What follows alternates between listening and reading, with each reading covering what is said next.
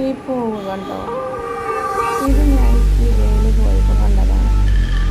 പല പ്രാവശ്യം കിലയിൽ പോയിട്ടുണ്ടെങ്കിൽ ഈ പ്രാവശ്യം റെസിഡൻഷ്യൽ ട്രെയിനിങ്ങിന് പോയപ്പോഴാണ് ഈ പൂവും കായും എൻ്റെ ശ്രദ്ധയിൽപ്പെട്ടത്.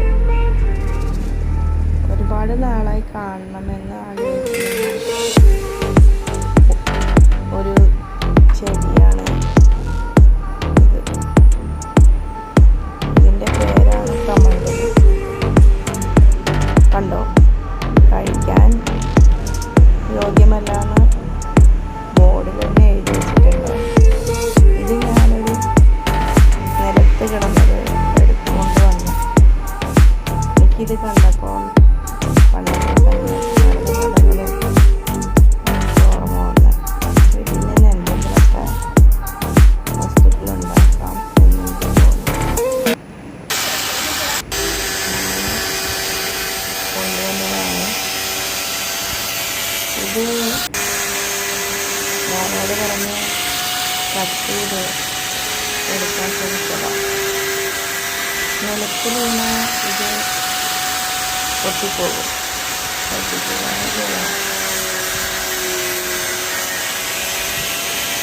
ഇതിൽ പിന്നീടുള്ളത് എന്താണെന്ന് വെച്ചാൽ ഇതിൻ്റെ മണം നമുക്ക് കഴിക്കാൻ പറ്റില്ല. അത്രയും ദുർഗന്ധമായിരുന്നു. ഇത് ഉള്ളിവശം ക്ലീൻ ചെയ്യാൻ തന്നെ ഒരുപാട് ദിവസം എടുക്കും. കുറേ ദിവസം സോപ്പും വെള്ളത്തിൽ ഇട്ട് അതിനെ കിഴങ്ങി കളഞ്ഞ് ക്ലീൻ ചെയ്തെടുത്ത് നമുക്ക് ഒരുപാട് ദിവസങ്ങളെല്ലാം കണ്ടോ? ഇതിനകത്തെ വിസ്മയം. പണ്ട് സന്യാസിമാർ വെള്ളം ഒഴിച്ച് കാത്തിട്ടായിരുന്നു അവർക്ക് നല്ല ആരോഗ്യം ഉണ്ടായിരുന്നതും ഒരു കാരണം ഈ തോടിൻ്റെ ഗുണം കൊണ്ടായിരിക്കും. ഞാനിത് കൊണ്ടുവന്ന് വൃത്തിയാക്കിയപ്പോൾ പൂ വെച്ച് നോക്കി, മണി പ്ലാന്റ് വെച്ചു. എല്ലാം സൂട്ടബിളാണ്.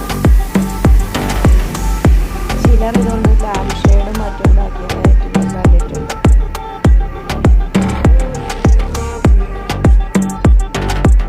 ഇതെല്ലാവരും ഒന്ന് പരീക്ഷിച്ച് നോക്കണം. തരപ്പെടുത്താൻ സാധിക്കുന്നുണ്ടെങ്കിൽ നല്ലൊരു ക്രാഫ്റ്റിന് പറ്റിയ ഫ്രൂട്ട്സിൻ്റെ തോടാണ്.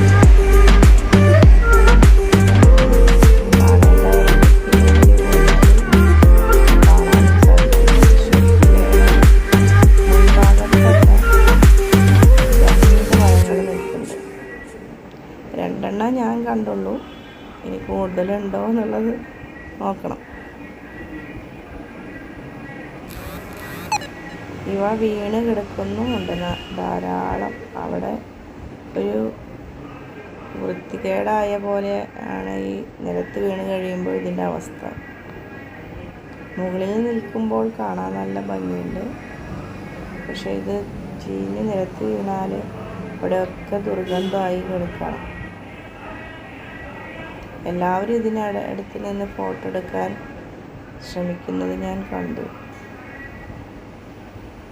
അതുപോലെ തന്നെ വിസ്മയപ്പെടുത്തുന്നതാണ് ഈ പിക്ചറും. പലരും പറഞ്ഞു എലിയാണ്, അണ്ണാനാണ് എന്നൊക്കെ അഭിപ്രായം അവിടെ ഉണ്ടായിരുന്നു. പക്ഷേ ഈ ചിത്രം എന്താണ് ഉദ്ദേശിക്കുന്നത് എന്ന് ആർക്കും അറിയില്ലായിരുന്നു. ഉത്തരമറിയാവുന്ന ആളിലേക്ക് എൻ്റെ ചോദ്യം എത്തിയുമില്ല. ഇനിയും അന്വേഷിക്കുന്നു. ഇത് എന്തായിരിക്കും ചിത്രകാരൻ ഉദ്ദേശിച്ചിരിക്കുന്നത്.